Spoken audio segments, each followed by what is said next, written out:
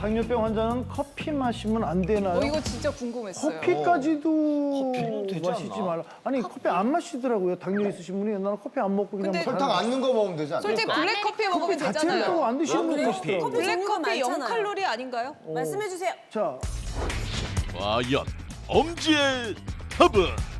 네, 정답은 믹스커피, 블랙커피 모두 안 됩니다. 안 돼요? 모두요? 사실 환자분들이 뭐 커피 드시냐고 물어보면 저는 커피 안 마시고 아메리카노 마신다고 이렇게도 말씀을 하시는데 사실 믹스커피는 단맛이 강하기 때문에 안 되는 거는 다 아실 거예요. 근데 아메리카노, 블랙커피는 당이 없다고 생각해서 안심을 하시는데요.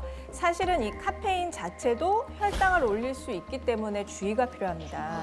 예, 지금 뭐 성인형 당뇨가 다 제2형 당뇨가 대부분인데 제2형 당뇨 연구에 따르면은 카페인을 섭취한 날과 섭취하지 않은 날을 비교했을 때 카페인을 섭취한 날이 혈당이 8% 정도가 높다고 되어 있고 또 카페인 때문에 인슐린의 그 민감성이 떨어져서 혈당 조절이 더 좋지 않은 영향을 받는다고 해요.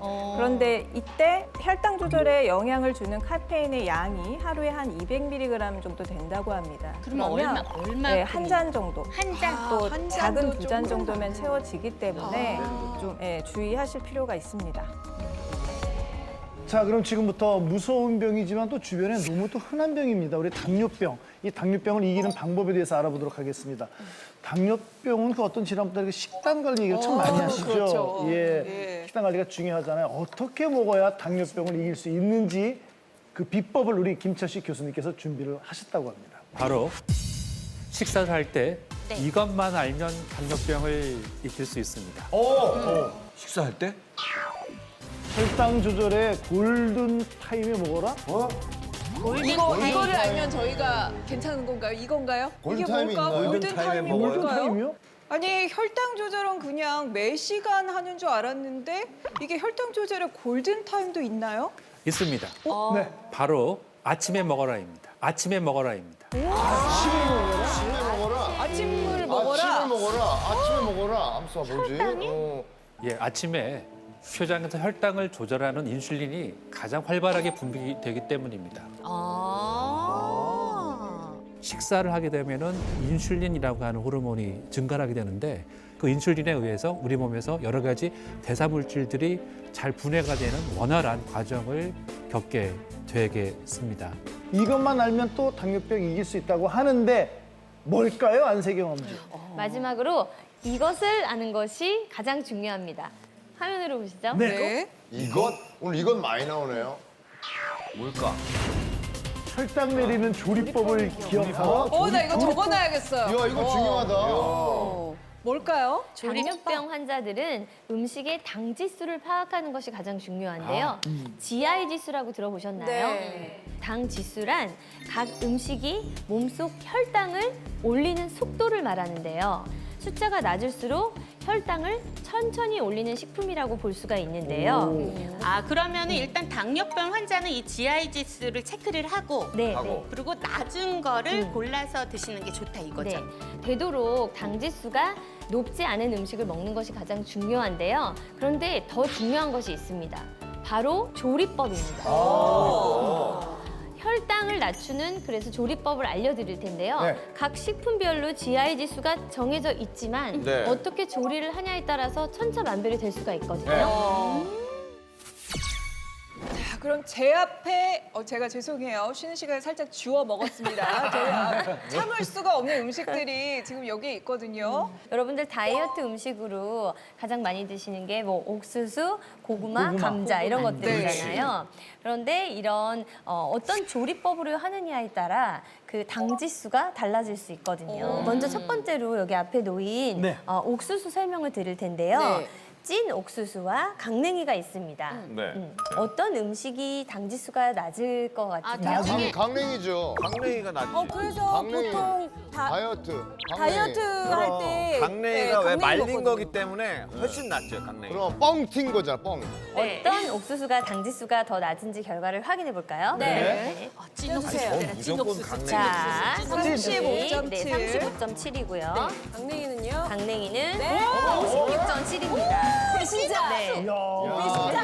배신자. 당지수 찐 옥수수의 경우는 35.7이고요. 강냉이의 당지수는 56.7로 더 높다고 볼 수 있습니다. 강냉이가. 그래서 두 개를 만약에 선택해서 드신다면 바로 찐 옥수수를 드시는 게 더 좋다고 볼 수가 있죠. 우리 만만하게 보면 이게 이렇게 높은 네. 이유가 그 전분의 형태, 입자의 크기 이런 것들에 따라서 같은 옥수수라 해도 이렇게 차이가 벌어지게 되는 거죠. 뻥 튀겨지면서 그 GI 지수도 뻥 튀겨지나 봐요. 그렇게 기억하시면 좋을 것 같아요. 뻥튀기 많다는 얘기 들었거든요. 네. 역시 아, 그래요? 자, 두 번째로 여기에 우리가 정말 좋아하는 반찬 중에 하나죠. 제가 좋아하는 거예요. 고구마 고구마 네. 줄기 좋아해요. 데친 고구마 줄기 네. 그리고 말린 고구마 줄기가 있는데요. 네. 데치느냐 말리느냐에 이건 따라 무조건 당지수가 현저히 차이가 나게 됩니다. 네, 네. 어떤 조리법이 당지수가 낮을 것 자, 같으세요? 데치느냐 말리느냐. 이건 100%. 말리. 말린 거가 당연한 거지. 당지수가 낮은 게 무조건 말린 거다. 그게 다 날라갔으니까 말린 게. 날라갔으니까. 그럼요. 엄지를 이 정도 하셨으면 아셔야죠. 이게 말리면 말릴수록 농축이 되잖아요. 오! 궁금하네요. 예. 별나라 한번 볼까요? 네. 자, 보실게요. 자, 0입니다. 영. 0이라는 설마 거는 마이너스는 아니겠죠? 네, 혈당을 올리는데 전혀 관여를 하지 않는다는 이거 뜻이에요. 말린 거는. 자, 말린 거 보실게요. 17.1. 마이너스. 아니야? 마이너스 17. 자, 요거의 차이점은 사실 17.11이라고 해도 그렇게 높은 당지수가 있는 거는 아니잖아요. 하지만 0이었던 것이 이렇게 올라간다는 게 중요한 거죠. 근데 말렸는데 왜 올라가요? 이게 올라가는 이유는 말려지면서 이런 당 같은 것도 조금 더 응축이 된다고 볼 수가 있어요. 또 가장 흔한 네. 우리 네. 대표 간식이자 주식이기도 한 고구마. 고구마 이거 정말 자, 많이 먹는데. 요거는 이제 마지막이니까 진짜 한번 좋아하거든. 맞춰보시는 걸로. 이거는 맞출 수 있겠죠. 아유, 이거 100%. 100%. 제가 고구마 엄청 좋아하거든요. 네. 뭐예요? 무조건 튀긴 거는 안 돼요. 그거 안 되고. 야, 그럼요. 저도 튀겨 먹고 싶죠. 그게 더 맛있으니까. 하지만 당지수 그래도 때문에. 다이어트를 위해서면 당지수가 좀 낮을 것 같이 구워 먹거나 전 쪄 먹죠. 네. 자, 바뀌면 어떡하지? 확인해 보겠습니다. 자, 어떤 추측이 맞을지 네. 고구마에 있어서 당지수를 확인해 찌개 보겠습니다. 고구마입니다. 네. 찌개 고구마가 7.8이면은 강수정 씨 얘기대로 고구마 튀김은 한 92까지 올라가요. 네. 튀긴 거 제가 도와드릴까요? 네. 자, 고구마 튀김. 110. 110. 어머. 뭐야? 맞아. 말도 안 돼! 자, 왜 튀겼는데 내려가요?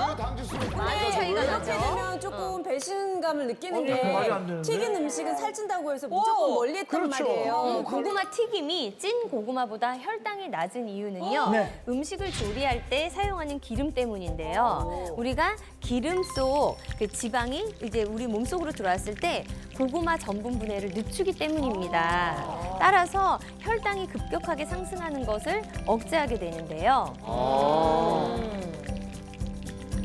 자, 우리 안세경 엄지께서 오늘 정말 꼭 알아야 될 멋진 이야기를 해주셔서 그동안 잘못 알았던 게 너무 많아요. 고구마 이제 네. 튀겨서 드셔야 될 것 같아요. 그러니까 수정 씨. 당뇨병을 이기는 조리법이 뭔지 좀 이해가 된 시간이었습니다. 네. 네, 감사합니다.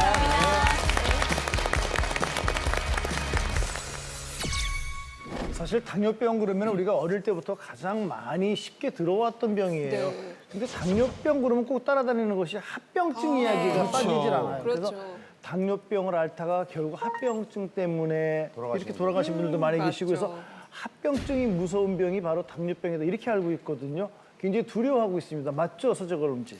네, 맞습니다. 일단 당뇨를 치료해야 되는 이유가 당뇨 환자들은 다른 말로 표현하면 면역 저하 환자예요. 그러니까 감기 걸려도 오래 걸려야 낫는다. 상처가 나도 빨리 안 낫는다 하는 게 당뇨 환자라는 뜻이에요. 당뇨 합병증이 제일 무서운 거잖아요. 네. 근데 그게 면역력이 떨어지면 그게 합병증이 오는 거군요. 야, 이거 진짜 무섭다. 흔히 당뇨 합병증이라고 하면 네. 뭐 당뇨성 망막병증이나 당뇨발 싫어요. 또는 뭐 만성 신부전증 같은 경우를 가장 많이 떠올리시는데요. 네. 주부들한테도 가장 흔한 합병증이 하나 있습니다.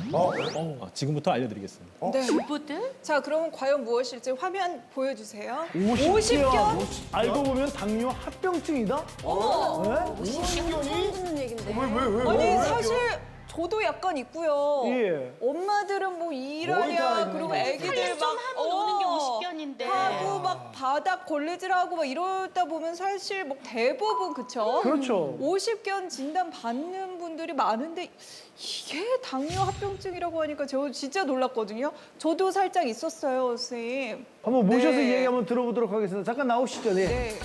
50견 알고 보면 당뇨 합병증이다. 정형외과 전문의 박철효. 네, 50견은 어깨 질환인데 왜 당뇨 합병증일까라고 의아해하실 겁니다. 그러니까 예. 당뇨 합병증이라고 하면 흔히 떠올리는 것이 발하고 눈에 그렇지. 생기는 그렇죠. 합병증이죠. 당뇨발. 왜요? 우리는 갑자기 이제 어깨가- 시각적으로 좀 너무 명확히 보여서 네. 이제 그렇게 우리가 흔히 떠올리는데요.